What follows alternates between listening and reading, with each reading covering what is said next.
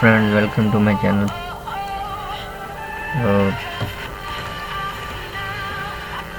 सबसे पहले अगर आपने मेरा चैनल सब्सक्राइब नहीं किया तो सब्सक्राइब कर लें और साथ वाले बेल आइकन को भी प्रेस कर लिया करें ताकि आपको आने वाली वीडियो की अपडेट मिल सके। तो आज मैं आपके लिए लेके आया हूँ qmobile की फ्लैश फाइल।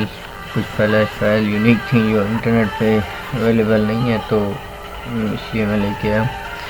qmobile f1 की क्लोन की फाइल है ये। और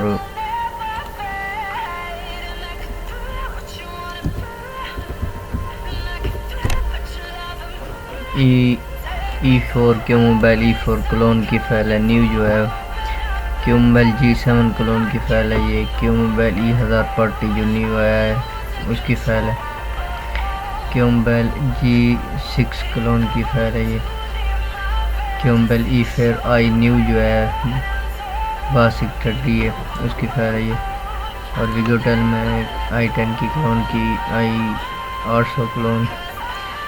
qmobile sp3000 क्लोन इसकी फाइल इंटरनेट पर मौजूद नहीं है। qmobile g5 f2 की f2 आया है इसमें। यह कीपैड वर्किंग नहीं करता, या LCD मैच नहीं करती ये फाइल, ओके है इस पर। और एक और फाइल मैं आपको देना चाहता हूँ, नोकिया 105 क्लोन v2 इसकी फ्लैश फाइल मैं आपको दे रहा हूँ।